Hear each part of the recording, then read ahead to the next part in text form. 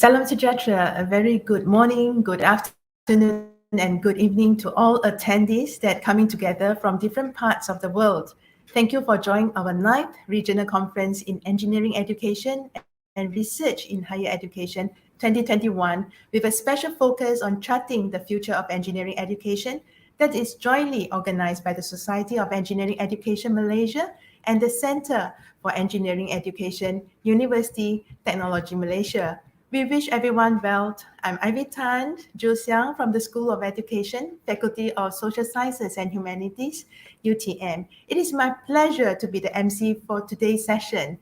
First of all, I would like to welcome all of you to our opening session. We are honored to invite the Director of Center for Engineering Education, UTM, Engineer Technologies, Dr. Zaki Yamani Zakaria, who is also the chair of our 9th RCEE conference. Engineer Technologies Dr. Zaki Yamani Zakaria is currently a senior lecturer in the Department of Engineering, Chemical Engineering, School of Chemical and Energy Engineering, UTM. He is a professional engineer under the Board of Engineers Malaysia, a chartered engineer under the Engineering Council of United Kingdom, a professional technologist. Without further ado, let's welcome the Director of Center for Engineering Education, Chair of RCEE, Engineer Technologist Dr. Zaki Yamani Zakaria, to deliver his opening speech. Over to you, Dr. Zaki. Thank you very much, Dr. Ivy. It's nice to see you. Very cheerful face there. Okay, thank you very much. I'll start my session. Okay, Bismillahirrahmanirrahim. Assalamualaikum warahmatullahi wabarakatuh. Alhamdulillahi rabbil alamin wassalatu wassalamu ala sayyidina Muhammadin ashrafil anbiya wal mursalin wa ala alihi wa sahbihi ajma'in. Distinguished speakers, participants, ladies and gentlemen, welcome to RCE 2021. The challenges of the 21st century demand drastic changes in all aspects of life for Malaysia to remain competitive and prosperous. Advances in science, technology, and engineering, as well as the quality of engineering education, are among the aspects that are central to the development of a country today. To change and progress in some of these aspects, synergistic collaboration with strategic partners from government, industry, and academia, domestic and foreign, from leaders, implementers to students, can produce an innovative knowledge economy society. Accordingly, University Technology Malaysia Center for Engineering Education, UTMCE, and the Society of Engineering Education Malaysia, SEEM, organized this 9th Regional Conference on Engineering Education and also Research in Higher Education 2021. This conference is regarded as the best platform that unites engineering educators in Malaysia and this region. RCEE RHED conducted previously was attended by 100 to 400 participants each year, comprising leaders, researchers, and practitioners in engineering education from various countries. RCEE 2021 is a platform to bring engineering educators and leaders, industry, government bodies, and NGOs together to form fruitful and long-term collaborations, as well as engage with larger international community of engineering education. Theme Charting the Future of Engineering Education, RCEE and RHED 2021 aims to inspire participants to be catalysts in shaping the future of engineering education and form a sustainable community in engineering education with systematic program and activities. RCEE and RHED 2021 features the following objectives that are to provide an international forum related to engineering education, and also to provide network for engineering education experts from around the world to enable them to meet and discuss about engineering education methods and best practices. That's why we have 3 networking sessions, one which will happen today after this keynote, and 2 which will happen tomorrow. These networking sessions include the teaching and learning, scholarly practice, alternative assessment, and engineering education research. Please do network, okay? RCEE 2021 proudly presents 33 engineering education experts from around the globe. Our prime VIP speakers include Dr. Michael Milligan and also Tan Sri Datuk Sri Syed Zainal Abidin Syed Tahir, where we will listen to their keynotes after this. Other experts will speak in plenary forums, special sessions, workshops that are distributed in the two-day conference. We would like to thank all the speakers, participants, and sponsors for contributing in this conference. We hope that this conference will deliver the impact required for participating engineering educators to evolve and mature as effective teachers and prolific researchers, thus benefiting the nation with high quality engineer graduating and ready to serve the nation. With that, thank you very much. Enjoy RCE 2021. I pass back over to you, Dr. Ivy Tan. Thank you, Dr. Zaki Yamani Zakaria, for his wonderful and exciting opening speech, which officially kickstart our conference. Now, I would like to again invite Dr. Zaki on stage, and he now takes over the role as the moderator of our following keynote session. Again, a big welcome to Dr. Zaki. Welcome back, Dr. Zaki. Over to you. Yeah, welcome then. Thank you very much, Dr. Ivy. Okay, just now I was giving my speech as the chair of RCE and RHED, but now it's a different role whereby I will be the moderator for this keynote session. But first, let me just introduce our first keynote speaker, because we have two powerful keynote speakers for this conference. The first keynote speaker is Dr. Michael Milligan. So let me just read the bio. Dr. Michael Milligan is the Executive Director and CEO of ABET, the global accreditor of over 4,300 college and university programs in applied and natural science, computing, engineering, and engineering technology.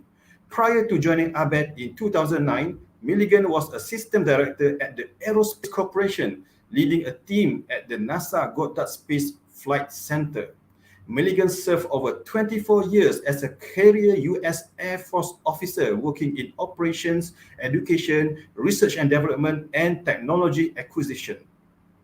Milligan earned his PhD from the University of Texas, his master's from the University of Massachusetts, his bachelor from Michigan State University, all in electrical engineering, and he also owns an MBA degree.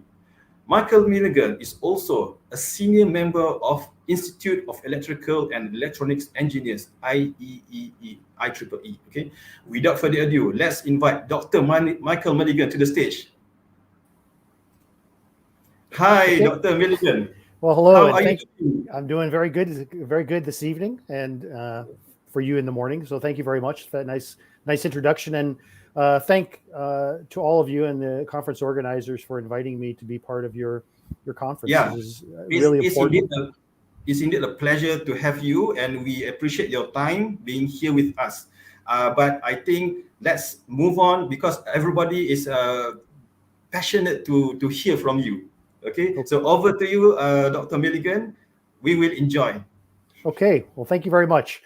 Okay, so I'm going to share my screen, and hopefully you can see that. Okay, very good. So what I'd like to talk to you today about is something that's relatively new to me in terms of some of the topics that are on everyone's mind, and specifically, we've all experiencing this this tragic global pandemic, this COVID pandemic, now going on to 2 years, which was amazing because I never thought we'd be in this situation when we started just a couple of years ago.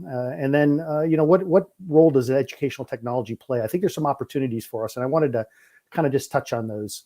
And so, first off, I come from an accreditor, and I just want to set a sort of the base case for why accreditation is important. And first of all, of course, is to make sure that students are ready to enter the profession. It's a global workforce now. Globalization has really taught us that teams of engineers and scientists will work on teams made up of people from all kinds of countries, all kinds of backgrounds, and so forth. So we need to prepare students to be successful in that role. Obviously, innovation is key to everything that we do. So we want to make sure that as accreditors, we're in the position of supporting innovation. Okay, we don't want to be in a position of stifling innovation. So we want to make sure that we're in a position to encourage as much advancement in education as possible.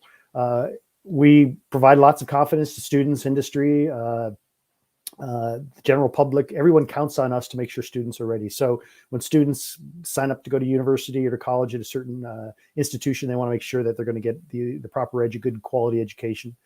that'll make them successful. Faculty want to go to good schools.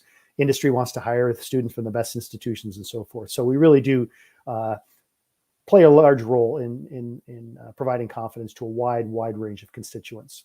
And last but certainly not least, I think we play a vital role in making the world a better place.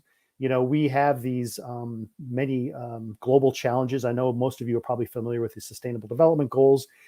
And all I will tell you about these is that having a good, solid foundation in the STEM disciplines is critical to solving each and every one of these. So it doesn't matter which one you choose, you'll find that having students, again, that have the STEM disciplines in their, as part of their educational experience is going to be critical. Of course, it's going to require people from all walks of life, everything from economists to business people to politicians to sociologists and so forth. But STEM discipline, again, is the common thread in my mind. So a few months ago, I got an opportunity to talk about educational technology, the impact it has on our ability to educate more and more students. And so I just wanted to make sure people understood exactly what I was referring to. So educational technology really is this idea of using enhanced computer capabilities, hardware, software, along with educational theory, pedagogy, in a means to facilitate and improve overall learning. So we want to maximize learning for students. We want them to be the best learners, get the most experience and the best, the best experience they can get from their educational experiences. But I wanted to start off first with a story. And my story is this. I was invited to be an observer on a accreditation visit to Queen's University by Engineers Canada. Queen's University is in Kingston, Ontario, one of the provinces in Canada.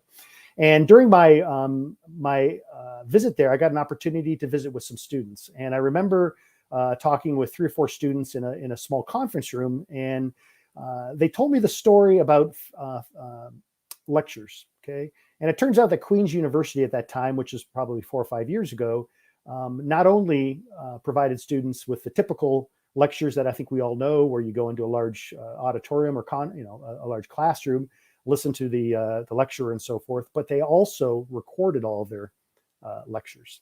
And so what this did is it provided a great opportunity for flexibility in learning styles. And I remember sitting there and talking with one student who said, you know, I go to lectures. I enjoy the lectures. I get they're fine for me. It provides everything I need. I spoke with another student that says, I never go to lectures. All I do is watch the video. It works fine for me. It allows me extra time to go off and do things that I need to work on.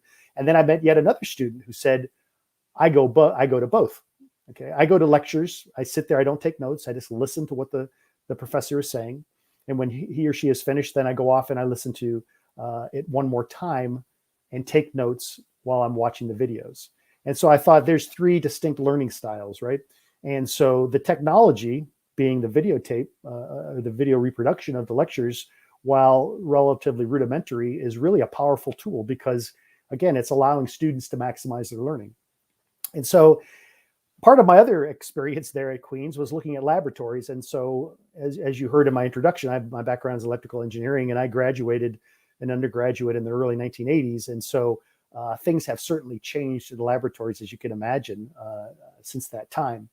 This is a beautiful set of test equipment here that you might see in a laboratory. But when I was in school, it looked more like this. And this is all good quality, equipment, but it was state of the art in the day, I suppose. But we had test equipment like spectrum analyzers, we had digital multimeters, we had oscilloscopes, we had analog meters. And they all did really good and powerful. They were good and powerful tools to do the measurements that we needed. But the amazing thing is when I went into the laboratories at Queen's, all these devices, for lack of a better description, were kind of shrunk into a single sort of a box. And it was a highly sophisticated electronic piece of equipment. But the students, instead of having to work with all these individual pieces of test equipment, could actually use this integrated test piece of equipment, and then all of the results of their test would be presented on a computer screen. Okay, and so to me, I went into the lab and I wasn't even sure what I was looking at, quite frankly, until it was demonstrated to me what the capabilities are. So obviously, technology has really has made tremendous impact on a student's experience in the classroom. I actually studied computer engineering. Okay, and so I had plenty of breadboards that looked just like this, and of course, there's a lot of learning here. You've got to make sure that you design your circuits properly, and then you have to make sure you wire them properly and so forth. And of course, there's a lot to be said for that. But nowadays, you have the experience of designing on programmable arrays, logic devices of all kinds that are really integrated, and you worry less time about the wiring part of it and more of the time on actually designing the proper logic. And so again, a good example of how things have really progressed over the 30 years or so since I was an undergraduate, or probably a little bit more than that now, in a good way, because now we can expect students to do much more sophisticated experiments. I remember, again, a little bit of looking back, a reflection, working in Fortran 77 at the time was really the standard programming language in science and engineering. And we had a project to design the function of a single NAND gate. And you can see 2 inputs and output. And that was run on a mainframe computer. And that was considered to be a significant task. Of course, nowadays, we can have students do amazing things, much more sophisticated circuits, and run them with hitting a carriage return on a personal computer. And of course, back in my day, they didn't have such things, and we had to wait hours to get the results. But the point is, educational technologies really allowed us to really up our game in terms of what we have students doing.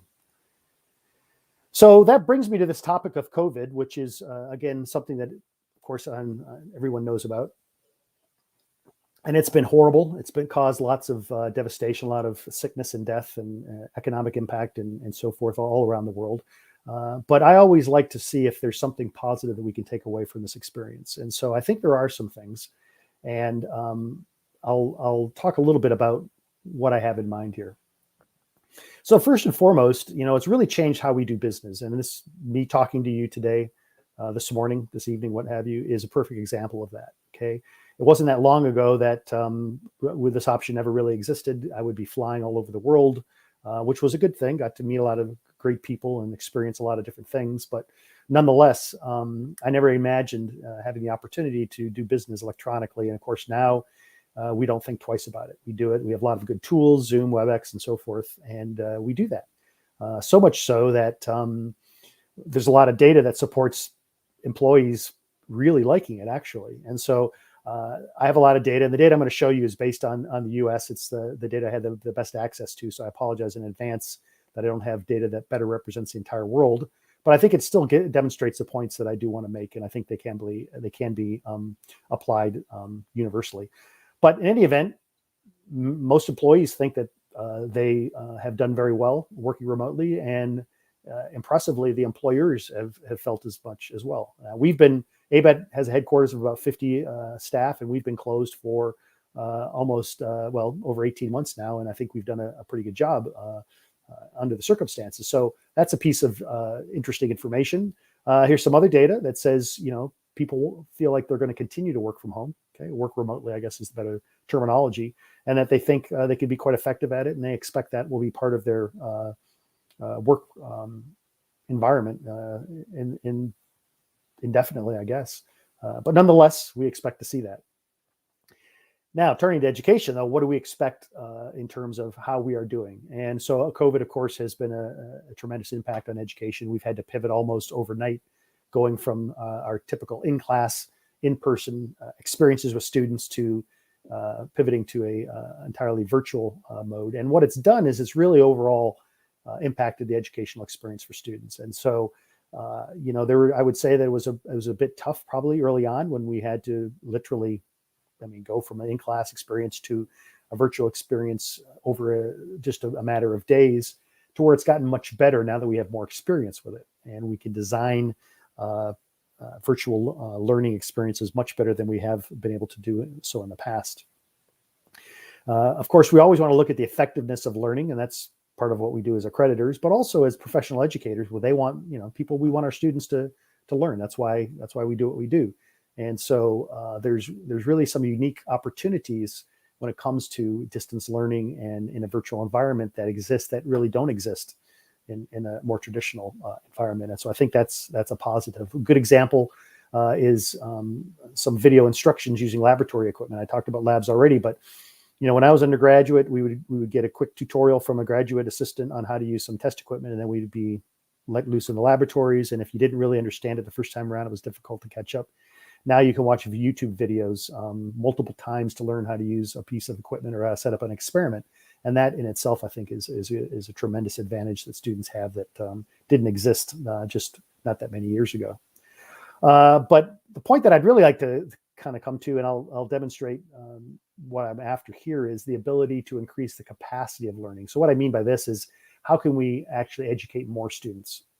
We educate obviously many hundreds of thousands of students every year in the STEM disciplines, but we need to do a lot more, and we need to do more in a way that can serve more areas of the world that don't have traditional learning opportunities. So before I go to that, though, I just wanted to give you some quick views on educational technology and what the faculty are saying. So here's a survey that was done by the National Society of Professional Engineers, again, a US-based organization, but they went out to about 900 faculty and said, you had to make this quick change to virtual environment. What do you think about it? And for the most part, they said, hey, we're doing really well, but there's things that bother us. And so you can read the list there, academic integrity, are students motivated? What about student access to computers? What about retention rates, keeping students engaged? What about support for international students? And the good news about all of this is, while you see those percentages being, some bothersome, all of these, I think, can be really resolved using enhanced educational technology. Put our minds to it. I think we can address each and every one of these concerns. Now, from an accreditor's point of view, we do a lot of accreditation activities, I should say, during this COVID time. And these are numbers. So we heard about 4,300 programs. So we do a lot of programs. Okay. And we've done quite well over these past couple of years. So we also had to go from an in-person to a virtual review process. Okay, the past cycle, one that's over now, the first cycle we did over 850 programs. Okay, at 241 institutions, all in a virtual mode. Okay, prior to that, we had not done that. Okay, it had always been face-to-face. The cycle that we're in currently, we're going to review over 1,000 programs. All right, again, all virtually. And the bottom line to this is, we use the same criteria, we use the same processes, we have the same results, okay? And it can be applied 100% to online offerings as well as distance learning, okay? So what I'm saying, I guess, is from an accreditor's point of view, we can do this. We can absolutely do this, right? Now, what about overall building the capacity? Well, if you look around the world, you'll see that countries that have the most STEM graduates, probably no surprise here, you'd look at this list and you'd think, yeah, those are probably the countries maybe that I would think of, maybe some more, don't really know. Where do students, where are the percentages in terms of seeking STEM degrees? And again, most of those areas you probably would not be surprised to see. But to me, the real telling story is this graph, okay? And I apologize that some of these graphics might be a little bit more difficult to read, but basically it says these are the countries that are going to have the highest population growth rate this past 2021 and into the future. Okay, and so you can see that all of these countries, none of these countries are mentioned on those two prior lists. Okay, and to me that's a problem, because you're going to have the fastest growth in the planet in this part of the world, and for the most part all underserved when it comes to educational opportunities. So you're going to have a large number of people, a lot of smart people, a lot of capable students, right? Eager students, people that want to learn, that just because of where they happen to be located geographically, of course, also other circumstances, but primarily where they're located prohibits them from getting a good, solid education any kind, and specifically in the STEM areas. And we need people from these areas to help us solve our global problems. Right? Now, it turns out that people like studying online, and here's again, this is a US-based statistic, but basically you can see here, it's pretty popular in the areas of the sciences, computing, engineering, and so forth, that people do participate online, they like it. And so I think the data supports the fact that we ought to expand this more broadly. Now, there was a survey done right during the post first this year of COVID, saying, hey, how did you like having to take your courses online or in a distance learning mode as opposed to what you had experienced prior to that? And surprisingly, most students, you can see, either did, those first two bars are either better or about the same in terms of how well they felt they were learning. Okay, so all the evidence points to the fact that we can expand distance learning, virtual learning in a very good way and with good results. if we do it properly and we use use as much technology as we can get our hands on. All right, and then this other piece of data shows that not only is this some of these sophisticated lab devices used and so forth, but a lot of work's being done on mobile devices such as telephones and smart pads or smart devices. So I wanted to quickly just pivot to an example. Here's Arizona State University, which is a large public university in the United States. It happens to have the largest online education at an undergraduate level in engineering. And Dr. Steve Phillips presented at a symposium of ABET just a few years ago. So I wanted to share some of his results. And basically, they have a 100% virtual program in electrical engineering that's fully accredited by ABET. Okay, so that's important to know. And as this slide shows, it's not intended just to be a recording of what's offered in person, but rather it's designed specifically to be a virtual experience. So with that in mind, you can do some really good things. And so the key here is having good instructional designers. So these are people that professionals that work hand in hand with faculty to design good materials for students so that the lesson or the learning is maximized. So there you go. Laboratories, back to that point, we can do virtual laboratories, and Arizona State has multiple methods to do that. They have hardware kits that students get. They have simulations. They have web-controlled experiments, all of that. Here's an example of using, in this case, an iPhone or an Android. I can't really tell, but there's a smartphone, and it's being used as an oscilloscope, basically, to take measurements off a circuit. So certainly if students have access to telephones, smartphones, they can do these kinds of things with the proper applications. And certainly the same thing with a smart device like an iPad or whatnot, a Surface or whatever you have. So point being is we can get this technology into the hands, I think, of students that need it, and they don't have to be sitting in a classroom. They can be distributed. Video is another great example. I mentioned that already.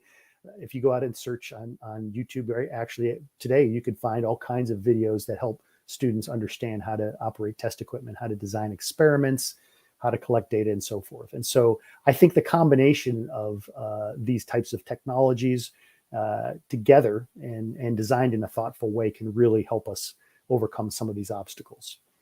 So I guess what I'd kind of like to do and wrap it up, because I'm coming to the end of my time here, really is I think, the thing that we can learn from COVID is that, we've demonstrated already, right? We've demonstrated to ourselves already that we can successfully deliver virtual offerings of undergraduate and graduate education. So I think that kind of debate in a lot of ways is over, because we've had to do it, we've done it, and I think the results are pretty promising as the data shows.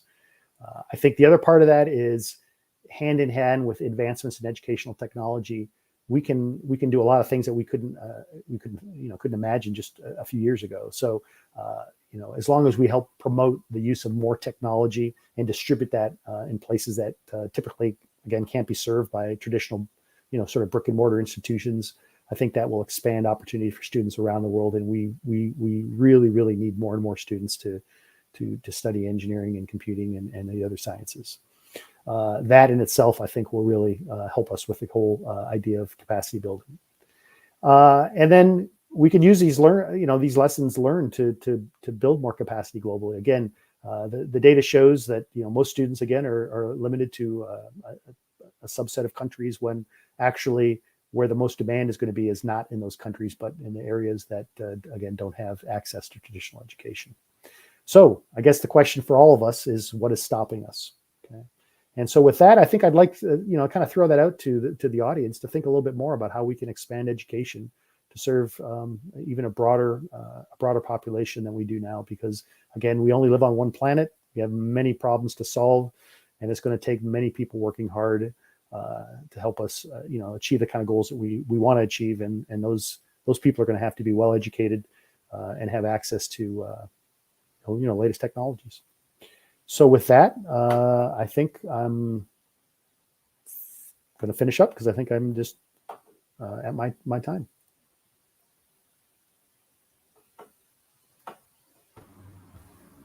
Thank you very much, Dr. Milligan. It's indeed a nice explanation from the process, what's happening in the world, and also you connect the story with the experience of education, the learners, and all those things.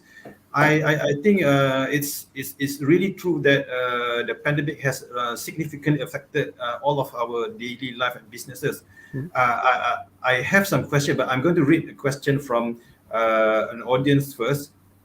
Okay, maybe Jay, if you can upload. There's a question from Nurzal Efiana. Okay, so this is a question. What is your opinion about students' team working experience, especially for laboratory work when we conduct 100% online class? Well, my opinion on that is I don't have a lot of experience with that specifically, but I do know that, you know, I think it's typical now, you know, in our global environment for global companies to have diverse work teams spread around the world. And so I think it's going to be typical, if not already, certainly in the future, for people to work together in a distributed fashion. So I think having experience working on laboratory exercises in a distributed way is a good thing, because it helps prepare students to practice what they're probably going to be expected to do once they graduate and once they get into the workforce. So I think, again, everything depends on how things are designed, right, and how they're executed. But assuming that that's done well, I think it's a very powerful experience for students.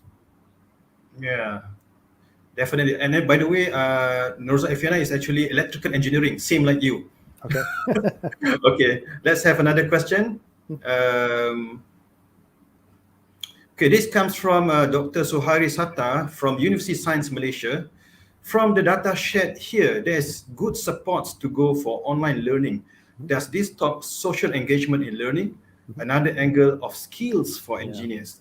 Well, I can tell you, since I've been involved with ABET, one of the things that we hear more and more all the time is about communications, the importance of communications and teamwork. And, you know, the whole idea of now considering sustainability, considering cultures and social aspects of our designs and so forth. So, you know, we can't replace that, but what we need to do is, you know, use distance learning and educational technology not to replace things, but to enhance. And, you know, I think for what I was kind of demonstrating there is that there's going to be potential students that'll have access to nothing if we don't build some other infrastructure to make that happen. And so, you know, in a perfect world, we'd have everybody maybe in a classroom with everyone else, and that would be fine. But I don't think that's the reality of it. So we need to look at different things. But certainly that is a very good point, because students need that social interaction because that's what they're going to experience, obviously, when they start practicing. Yeah, I agree that students definitely need certain social interaction, because in our case, there have been, in our case, almost 2 years, students have been working online, studying online. So that's not quite good. Okay, I think we can have one more final question. Sure. Okay, this comes from Dr. Jamie Jamal. My students had a transition from the physical lab to using LT Spice in the electronics lab, another electronics engineer. How best can we ensure the students experience the same with the physical experiments? Thank you, Prof. That's a tough one, because, you know, I think one of the, like the Arizona State example, they do actually have students, they have to do physical experiments at home with kits and so forth. Because I know as an undergraduate, you know, if you're doing an experiment, you're setting up something and you smell something burning, right? Then you know something's wrong, right? You don't necessarily get that sensation if you're just, you know, doing something on simulation. Exactly. So there's a lot to be said for that.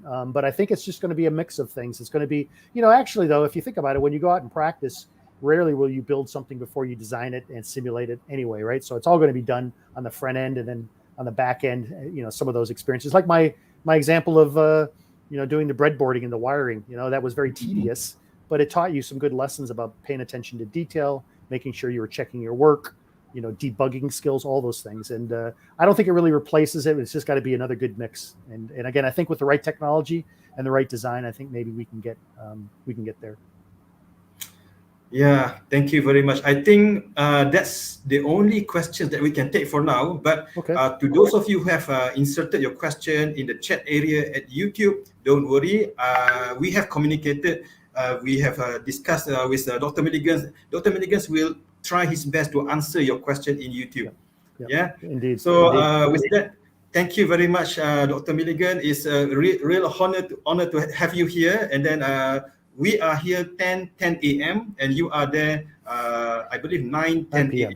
Yeah, 9 p.m. Okay, so thanks a lot once again, and hope to see you soon later. Okay, thank you very much, and thank you for inviting me again. It's my honor. Okay. Yeah, thank you very much. Bye-bye. Bye, everyone. Okay, so that's the first keynote from Dr. Michael Milligan, the CEO of ABET.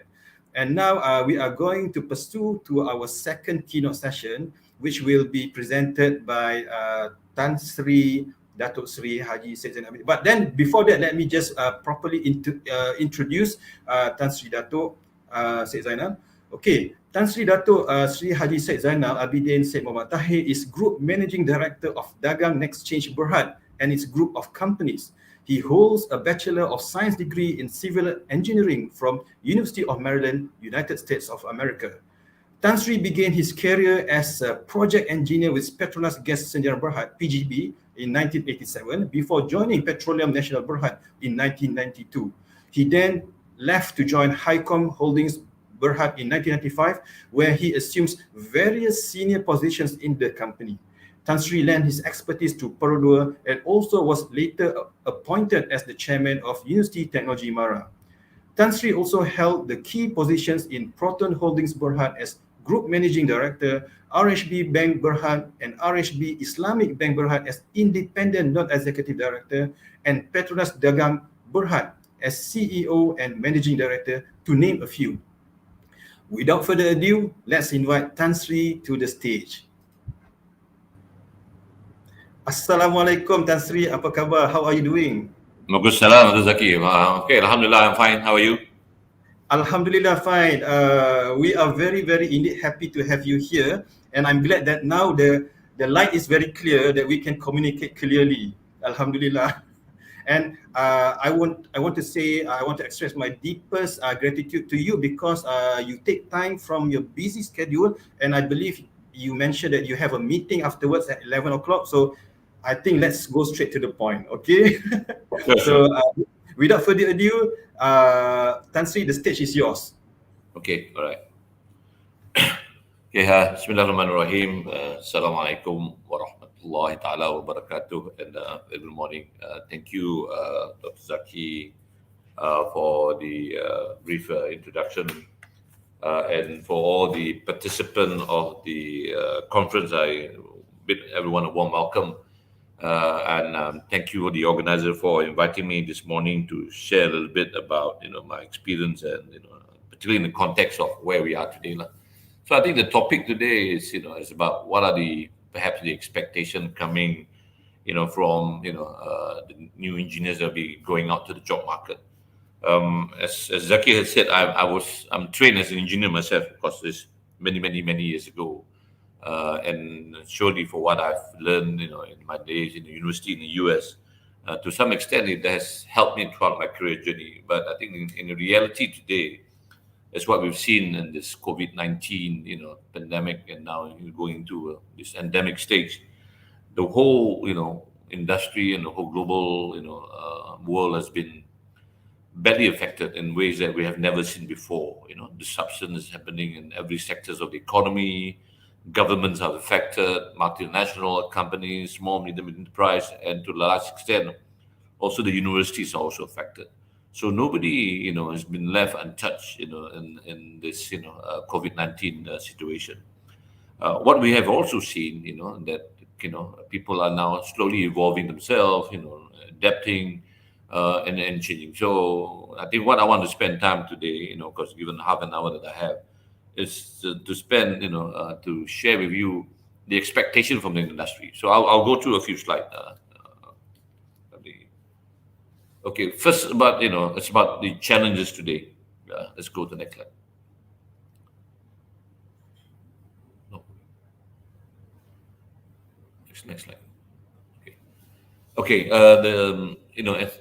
One of the things that all of us probably realize is the rapid changes in the business environment. Now, no matter what business you are in, of course, in DNEX, we are in the trade facilitation, we're in IT, we're in oil and gas. You can see how those industries have been affected. If you are in the retail business, for example, you can see in the indicators, in the economic indicators, that's been published, the retail sector has contracted in a way you have never seen before. The food business has been affected. So whatever facet of industry you are in, you are affected, and things are continue to be involved. And things are very fluid. As and today, as we think that the economy is opening up, and suddenly about a few days ago, you have this new, microvirus that's coming up again. So now there's almost an anticipation whether this real opening is going to happen or not. So that's the reality today. Just when we thought things are going to be, the outlook is going to be bright, and then people are not careful, then we go back to the stage of, borders being closed, yet again, has been announced by many countries. So as you are going into this new market, particularly for graduating students and engineering students in particular, it's very important for you to really realize that the market that you are going, the environment that you're going, will continue to change. And then that relate to what I want to share later on, my expectation, or at least the industry expectation of new engineers. Second, that we also have to take into account is the changes in the technology. In DNX, for example, we own a company called Cetera. Arising from the pandemic, as you can see, there's a global shortage of chips in the semiconductor industry because people are suddenly using more device, buying, devices, other computers, games, so on and so forth, just because they now have to work from home. So there has been a big surge, and so much so that some of the industry are now at a standstill. So the involvement and advancement of the technology are continuing to be stressed. And today, now government and companies are announcing rapid digitalization exercise, trying to modernize, the infrastructure, the way the processes, because we realize then suddenly we need to get to be more efficient the way to do it. And to do that, the only thing that drives, efficiency will be technology and IT. So that is something that, we all have to recognize as engineers. Because when you go out to the market, this is something that you have to face with and something that you have to adapt very quickly. Thirdly, is about the issues that we have today. Problems of the past are a bit more compounded today because it becomes much more multidimensional. Problem of the business that we are facing today, are a bit more complex. So the traditional way of problem solving that we have probably advocated or practiced in the past might not be relevant anymore. So we have to have a different way of solving issues. For simple example, many years ago, perhaps when you go to the market, you understand the customer behavior, you do a survey, and because of that behavior, then you can drive your marketing plan and so on and so forth. But today, the behavior of the customers are way, way different, whether you are in the retail industry or even in IT sector. So the formula that we had in the past cannot be then adopted to address the same current issue. So we have to then restart and validating, the hypothesis that we do, the assumption, the demographics of our customer, the need of the customer, because it keeps on changing. And it's not changing by the year. It's now perhaps changing by the quarter or even by the month. So issues are more compounded, and that's put into more variables, and then it then requires organization, individual leadership, engineers, management, and then in how to face this complexity and come up with what we call innovative solution to address this issue. Now, lastly, of course, now that we are in the digital space, it's really you are no more competing at your traditional competitors in the market that you are in. You are now competing with non-traditional people who are now coming to approach you, and you're also competing with people that's coming from outside the traditional market, coming into your ecosystem too, because it's now supposed to be a borderless global competition. So with that in mind, then today the challenges and the solution and the strategy that you put forward will have to take account to that global context. No longer you need to know who is competing you next door, who's competing you in another state, for example. You have to look who are you competing with in this ecosystem. And for example, for us in ASEAN, who are our competitors in ASEAN that's coming to provide IT solution and beyond that. So, and sometimes your traditional competitors are now becoming your perhaps partner in crime or partner in business. So competition, I think is always welcome, but then competition drives us to perhaps innovate and to modernize and make our organization more efficient. So today, the challenges, this is, I mean, only a small fraction about what's happening today. But I just want to share with you what's happening today in the marketplace now. Given that's what's happening today, now my next slide will be what will be the expectation of engineer here in this era.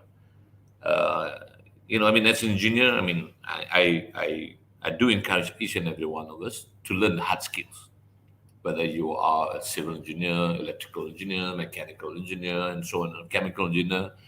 Learn the hard skills, go out to your classes, learn, and be the best engineer you can be. But I would also like to suggest, as you go to that journey and and go into your curriculum in your own universities, I think you now have to start opening up your horizon and your knowledge space. Go and take additional, what we call electives. And one of the things that I would encourage is talking about business management, whether it be by economics, about a bit of financial. This would then really help. Because when you go out to the marketplace, you have, of course, two choices: whether you want to maintain in a technical ladder, continue to be engineer, professional, specialist, and so on and so forth, or for people like me, over time, go into the management ladder. So, but the discipline of engineering, I think, would really be helpful because we are very methodological in our approach, very process oriented. But you cannot run away from trying to learn about how to manage a business, the importance about making business, demand supply, for example, and so on and so forth. Second is about management. Take what we call management classes, understanding how to manage, about leadership, reporting, and so on. Because all this, I think, eventually will become very handy. I still remember when I was, going to university, I took, the traditional engineering classes, but I also took other non-engineering electives. One of it is marketing, and I even took, one particular class, as I still remember today, is a Psych 101, Psychology 101, which is, the study of abnormal human behavior. It's about learning how people behave and reading, the body language and about individual you meet. So and today in 2021, things that I've learned in 1980 and 91 is still very much fresh for me because these are the things that probably was not useful to me then. But now when you are into management, when you start dealing with people, managing people, and you start learning, like, look, these are the things that I should have probably, learned a bit more when I was in school. But it's never too late. So I do encourage, people do and learn a bit about management. And finally, I think, no matter what we do, the understanding of marketing becomes very important. Sales and marketing. I mean, you can say, "Oh, I'm an engineer. I don't need to know about marketing." But at the end of the day, you are marketing something. You definitely be marketing something. Whether you are marketing a commodity, you marketing a product, you are marketing a solution, or even when you do a presentation about your engineering solution, you probably have to sell it or present it to your boss, and still about marketing. So once you understand the fundamental about marketing, because it's very unique, you need to be very focused who your customers are, know what was it that the customer need, and the elements about marketing, what are how the attributes that to market, and so on and so forth. So I do encourage for people who are looking at this, whether you are a student or whether you are educator, professors. I think the challenges of engineers going into the market today is much more different compared to before. So again, just to recap, one hard skill: do what's learn what's best for you in your own discipline, but take the opportunity to learn about business, about management, about marketing, and go beyond. And I guess I think that's what the curriculum today, I think, in most universities do prescribe, allow you to perhaps have an elective and so on and so forth. Now, I'd like to spend a bit more time about going to deep dive into about what we call the soft skills. I mean, I've, today, even I speak, continue to, interview engineers. And I've interviewed many engineers in all my, past position and even present position. And of course, you want to look at your CGPA, what are your, but there are the soft skills that I think today the employer want to look at. And this is something that you either learn in the university, or you have to experience it yourself, so that you can get that real hands-on experience. One of the things that I think I realized becomes very important today is about how your analytical skill and your problem-solving approach. Because in engineer we are trained to solve problem through mathematical formulas. An engineer, you talk about structure, you do construction, to construct, you look at your strength of your steel, the concrete, the structure, and you do calculation, and you solve the loading of a building, and this is how you're going to build the new what we call house, building, or structure, and so on. But today, the dynamics of the business is a bit different. Of course, the same methodology can be applied, but the problem-solving process is a bit different. I always like to take a typical example. When I was, in Perodua, I was, sent to Japan to train under the Toyota, which is part of the Daihatsu group.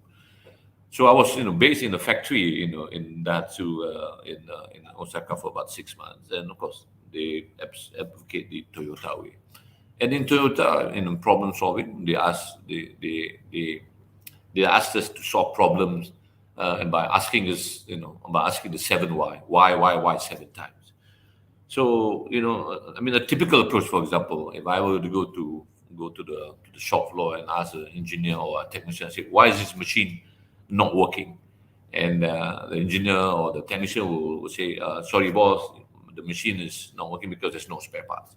So the problem is spare parts. And I would then tell him, okay, make sure the next time around you go and get your spare parts and the machine will be working. So that's a typical, very simple way of problem solving. But in Toyota, we are trained to do things differently. You need to ask why 7 times. So a Toyota way of approaching that similar problem, you go to an engineer or a technician, you ask, why is the machine not working? He will answer, oh, we don't have a spare part. Then you don't stop there, and then you ask again, why do you have a spare part? Then he will say, I don't have a budget. Then you ask again, why do you have a budget? Then he will say, oh, the budget because I didn't submit. Then you say, why didn't you submit? Oh, because my boss, was afraid of his boss. He didn't give a budget. And why was he afraid? So on and so forth. So the first approach, by having a problem, identifying a problem that might be caused by the spare part, but then by going to the 7 whys or asking all the whys, then you realize that the problem is not the spare part. The problem is about people not submitting the budget because the working culture is a fear culture. People are not afraid to submit, so people like to contain the problem and just sweep it under the carpet. So that's what I mean by problem solving is all about. You need to be really focused what the problem is, ask the right question so that you then understand the root cause analysis. There are many principles people talk about, the Ichikawa diagram, the Pareto, many, the ways of doing the Six Sigma approach and so on. But I always find it very effective. Even today in my current organization, I go to Cetera, looking at the problem in the production. People are very surface, only approach the surface. And they think they know the answer, and they think they know solve the problem. But in reality, the root cause is beyond that. So I think this problem-solving skills must be something that every engineer must have. And that's something that you have to really train, go through problem, trying to solve your own problem, because sometimes you don't, you're not able to solve it, but you keep on trying.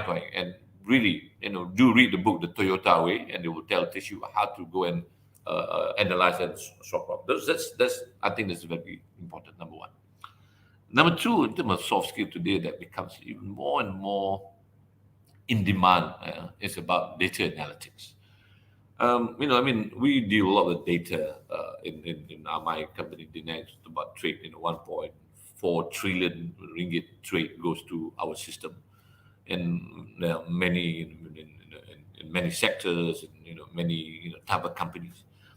But the data is only good if you know how to analyze it. And today, in Malaysia context, there's not many people have the data analytics capability. Of course, a lot of companies today, when we talk about the analytics, they outsource it to companies in India, companies in China, in Europe. That has better capability. But in any organization, you need to have that, tacit knowledge or at least some understanding about data analytics, how to interpret data. Because when we are in this world of digital, we need to drive our business based on facts. And fact is given from data. And the more we understand the data, the better we are in making business decisions, particularly if you're also an engineer. If you have a look at a problem, a chemical engineer, structural engineer, electrical, you want to know why is this thing happening? How often is it happening? Because data sometimes show you signs, show you trends, and for you to analyze. And particularly if you are looking at the consumer, the data becomes even more important because you want to see what is the likes and what is the don't like of the customer. And when I was in Petronas Dagangan, when we are managing, about 1,000 stations across the country, and I was also managing another 1,000 stations in South Africa, in Engine, we had to understand who our customers are coming to our pump, coming to the forecourt, going to the grocery store, what are things that they buy, what are things they don't like, and so and so. And all is about data. So when we start crunching the data, compared to our traditional way, you say maybe these people are like that, then you realize that there's so much more that you can do. And by using that data, we drive our business, then our revenue goes up because you are addressing the pain point of the customer. So data and analytics, I think, soft skills, I think becomes very, very important. Next, I think it's about learning how to be an entrepreneur. I mean, there's always a big argument. Say, don't be too entrepreneur lah. You be too entrepreneur, then you make a decision, then you waste money, and so on and so on and so forth. But I think, as engineers, I think we have the right discipline. We base on data, we look at method, we look at processes, we do our calculation, say, okay, I find the right answer. But sometimes it's good to have that entrepreneurial instinct, to sniff out what are the opportunities out there. And then when we become so calculative, then at the end of the day, we say, alamak, tak boleh lah, because there's so much risky, because it's always based on numbers. But, there's nothing wrong with that. Don't get me wrong. But sometimes, you need to take some risks in life. I mean, I was lucky enough when I was, managing companies, and I took about 3 or 4 years break, and I really became an entrepreneur. And, it's a different environment out there. You have to look at opportunities. Sometimes you have to create opportunities, and sometimes the window opportunity for you to make decision only is a very short period. If you hesitate and you procrastinate, and that window disappears, and even you make that decision, the opportunity is lost again. So you need to know the right time to do it. Obviously, it's all based on that. So I think if you have the right discipline of engineer, and if you put this entrepreneurial skill on good use, sniffing out, looking at opportunities, and taking some risks, I can believe a lot of engineers can be good entrepreneurs. And today, every government are encouraging people to be an entrepreneur. I got my children, 3 of my boys, and I'm really encouraging them to be an entrepreneur. And when I was as a UITM chairman, we wanted to create a new entrepreneur school to make sure that it's not about theory, it's about practicing. For example, one of the essence about graduating to have a degree in entrepreneur, you need to have at least one startup company already that established. Then you only get a degree, because putting a startup company and creating, you might fail, doesn't matter. It's not about making money. It's about going through the experience. Then you can understand what being an entrepreneur is all about. And I think that's become very important, because in the end of the day, whatever company that you need to then connect the dots. How does my action connect to the bottom line of the company? And how does I look at opportunities on the table and create opportunities for my organization, or even if you are running in a company? So that's the third one. The fourth one, and I think that today, not to say like engineers, quite smart, but have a problem. Next, it's about communication. Communication is very important. The art of communication, I think, is it's something that you can acquire, because you can do the class, speech learning, public speaking classes, and so on and so forth. But it's always about going to the mill. And like I said, there's a school of university. There's also the school of hard knocks. School of hard knocks means you're going to the process of learning about communication. And the communication has 2 parts. Now, one, the ability to speak. The ability to speak is what we are all sometimes taught to do. Public speaking, you go there, you sit down in front of the public, the biggest audience. I've spoken to about 5,000 people in the hall before, and you speak. You have to speak live on TV, in front of the prime ministers, dignitaries, and that's what you're trained. You need to be really clear and and crisp about what you want to say. So that's marks a person who can communicate very well. But communicating is talking. It's not about, communication. Not only about talking. The other part about communication is something some of those people might not do. It's also about the part of listening. So ability to speak is important, but the ability to listen is even more important, particularly when you work in an environment. As leaders, for being like me, good managing director of a company, I must also exercise prudent ways to listen to people, listen to my staff, listen to my management, and spend time talk. But if I'm just always going to be the one who's doing the talking and talking with instruction and no one to listen, I think that's not right. So it's communication is a two-way traffic. What people say, seek first to understand before you be understood. So you want understood people to understand you, you must seek first to understand what the people want. So that's about spending time on the ground. You have to be grounded, not only at your senior management level, you have to go to the shop floor. And that's why most of my time, things that I was in Produa and Proton, Petronas, even today, I like to go to the shop floor, listen to the machine, talk to the operators on the line, and listen what you have to say. And you'll be amazed the kind of thing that you listen and the kind of thing that you can hear from the people. And that tells you, of course, I do not really rely on this hard copy report statistics. Of course, it tells you the state of condition of the company, but sometimes you have to go down to talk to the people on the ground to get a better feel. It's very bit grounded. So when you make a decision, you're not disconnected to the people on the ground. So communication becomes very important. Now, lastly, what I want to share, given now in terms of time, is about adaptability. A lot of companies today, becomes very big and they become very heavy, and they're not agile in adapting. And this COVID-19 have, taught many companies many difficult lessons. Some has, thrive and persevere by adapting very quickly, reinventing the wheel, adapting the process, adapting the way they do the business, and they continue to flourish. But there are some who probably just become too big, where the decision-making process become very too slow. They become their own, what we call leaders' nemesis. And today, they are no longer existent in the map, and they disappear. And you have heard many stories we talk about adaptability. The famous story about Nokia CEO making the final speech. It's not about the technology, it's that we didn't adapt quick enough. We were not innovative enough. So for us engineers, when we are given the task, when the environment changes, rapidly, whether you are a professional engineer or an engineer like me who are going to management, we need to, adapt very quickly. And these are, skills that you don't really teach in the university. At least in the core curriculum. And this is a soft skill that you have to acquire. And I remember, I don't go to school, and I don't have a master's degree, or I've not even been to an advanced management program in top school. But I went to the mill. I went into the ground. I learned the hard way. I've got some success. I also got some failures. But all this in total create this ability for me to adapt very quickly, ability to communicate in the level of people, whether it's the king, the prime minister, or even the lowest, engineer, janitor in the factory. No matter who they are, you can communicate with a language that they can understand. Entrepreneurial skill is something that I learned, and today when I go out in DINEX, when I talk to people, I look at, of course, the business opportunity, and I'm not afraid to make, the decision. Of course, the discipline of an engineer really helped me in making that decision, because I'm a very process person. I want to make business on data, but sometimes I also take risks, because that's what business is all about. You need to take risks, you need to advise the board, and so forth.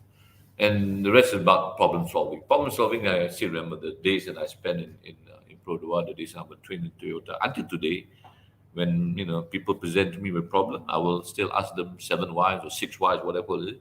So then I said, fundamentally, you have to go to the root cause. So, ladies and gentlemen of the conference, I just want to end here. I think it's important for me, as I said, my KPI today is to share my experience, what the expectation. I know this is the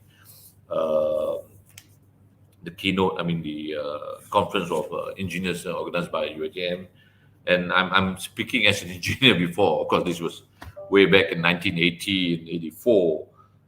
But I still do remember the classes that I've been, all the structure analysis, the thermodynamics, and calculus, but I also do encourage you to take the electives, because today if you go into the interview, you walk in an interview in any organization, I think the paper qualification do count. But I can tell you, your interviewer will be looking beyond that. And these are some of the soft skills they will think. So you have to build your own personality. What is it that you do? So take the opportunity when you're in school, be active, volunteer, to take event, to organize, to be, participate in many other extracurricular activities. Of course, you need to score to make sure that you do graduate.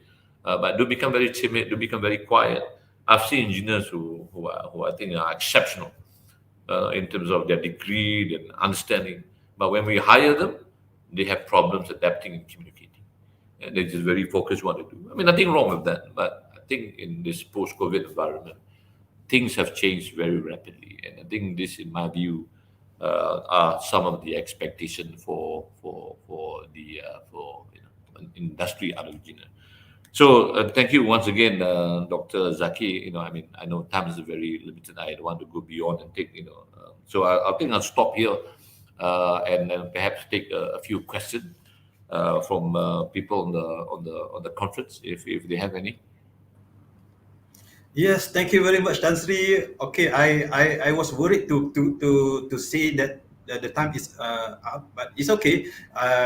We are glad to know the hard skills and also the soft skills, and you elaborated a lot on the soft skill, which is crucially important. And let's take a few questions here. Can we have one or two questions? So Tan Sri, you have like 5 more minutes? Yeah, sure. Okay. All right, we have a question from here's Dr. Suhari Sata from USM. How is our students' performance from the perspective of analytical skills and problem solving for the past 5 years? How do you gauge that? Thank you, Tan Sri.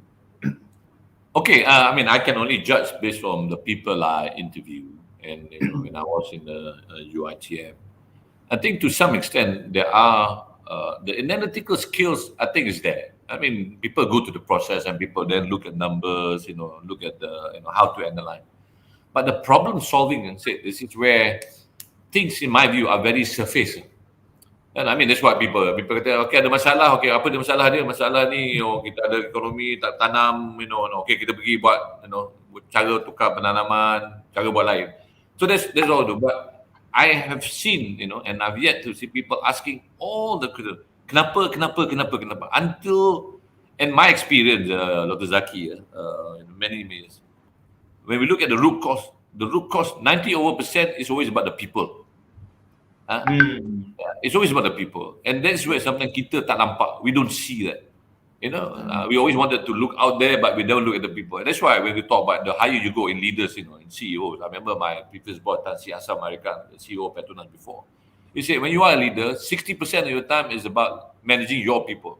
You need to spend about human capital, because if you don't spend human capital, your company will not be successful. And I think what he says is very true. Sometimes we are too engrossed. So I think to Dr. Suhari, I think in school, I think the practice about analytic skill, I think ada. But the problem solving, I think we have to train people to go and deep dive skill lah. And then I think to some extent, I do like to suggest adopt the 7 whys in Toyota lah. I think it's very profound. Yeah, very practical. Yeah. Okay, maybe we can have another question. Here's from Prof. Khairia. Okay, to what extent are Malaysian companies ready to collaborate with universities in educating and developing good future engineers beyond speaking engagements and the usual internships? Okay, Dr. Khairia, I think a very good question. Even I managed. I was in both sides. I was a chairman of the university, and I'm also also in the industry. So I think companies are ready to collaborate all the time. Cumanya company ni, Dr. Khairia, you cannot wait for the companies to come knocking on your door lah.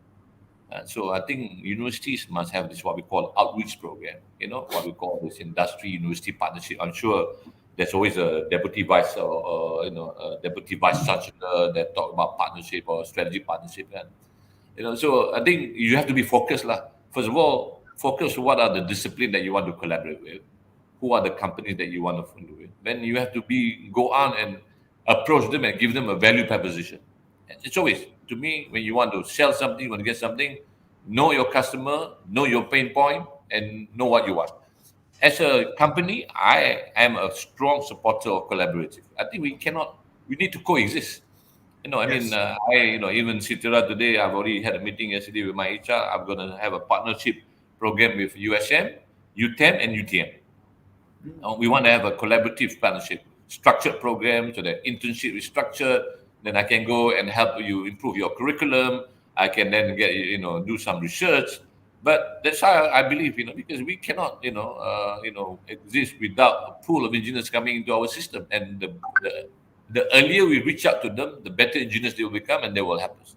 But like you say, and like I said, if you are going to wait in your own nice campus and wait for industry to come, the answer is no lah. I think you need to go and outreach a bit, because companies are busy. I mean, many universities have been knocking the door.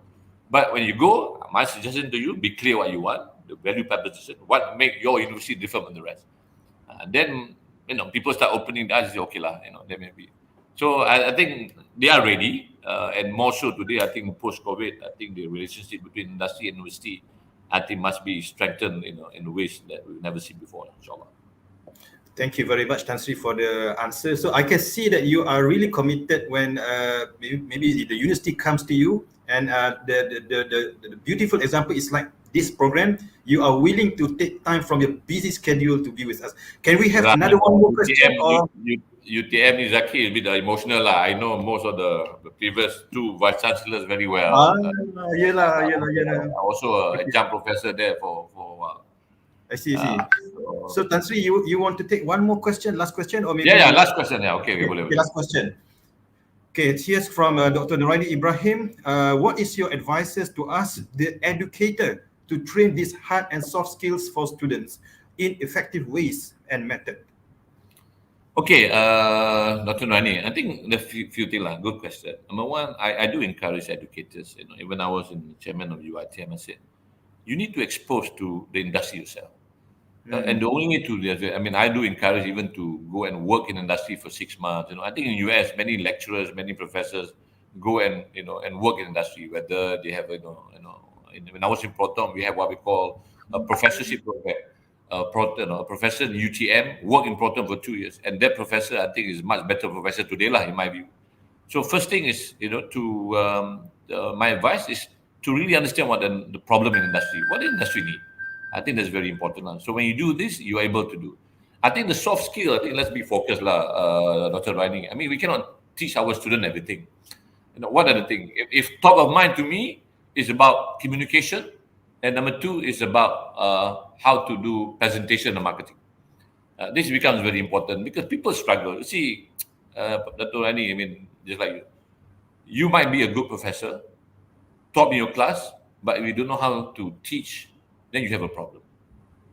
Similarly, I might be a good engineer, but if I cannot communicate to my peers and the colleagues, I would not be a good engineer, and my value engineer, even though I'm a 4.0 CGPA, will be useless.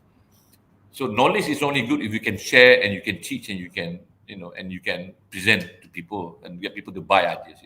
And that, I think, struggle in many of our students today. Malu lah, nak bercakap, tak confident lah, just because I cannot speak English. I mean, I'm not born, I speak English when I came out from my mom's womb, but over time, I forced myself to expose. So we need to, you as educators, in my view, sometimes you have to create that crisis, that situation in your class so that people challenge themselves. Because my experience, Dr. Zaki, do not underestimate your own capability until you are stretched to the limit. Because manusia akan ada perubahan. They will rise to the occasion. Tapi maksudnya kadang-kadang ni kita tak stress. We don't challenge our people enough. Kesian lah, takut lah, stress, student. The world out there is very brutal. So I think it's good that you stress your children in class, let them fail. It's okay because it's a contained environment. So when they go out, I think they are better students. So that's my advice to you. I don't even know whether they have or not, but that's my 2 cents worth of view, inshallah. Yes, thank you very much, Tan Sri. It's a really, really pleasure to have you here, and really appreciate you taking time. And I know you have a meeting in 10 more minutes. So yeah. thanks again. thanks again, and from all of us from UTM, the committee, we are very, very thankful to you for your Yeah, thank you, insights. Dr. Zaki, for Yeah. inviting me, and I wish everyone well. Have a good conference, inshallah. Yeah, hope to see you soon, Tan Sri. Okay, all right. Thank you. Assalamualaikum. Salam. Okay, Alhamdulillah, we had done our keynote session just now. Two amazing speakers, and we learned a lot. I would like to pass this session to Dr. Ivy Tan for the closing. Thank you very much. Over to you, Dr. Ivy. Thank you, Dr. Zaki. Ladies and gentlemen, it was such an insightful sharing by both very prominent keynote speakers that touch on the future and way forward in engineering education and its profession. A big thank you to all attendees for your active participation. We hope that you have had a fruitful and joyous session. We are going to have roughly a 10-minute break. Do seize the opportunity to networking with other attendees in our breakout rooms that each have different focus on teaching and learning, scholarly practice, alternative assessment, and engineering education research. So please join our parallel session 1 that starts at 11 a.m. Malaysian time to listen to researchers' interesting and dynamic presentation. Stay tuned.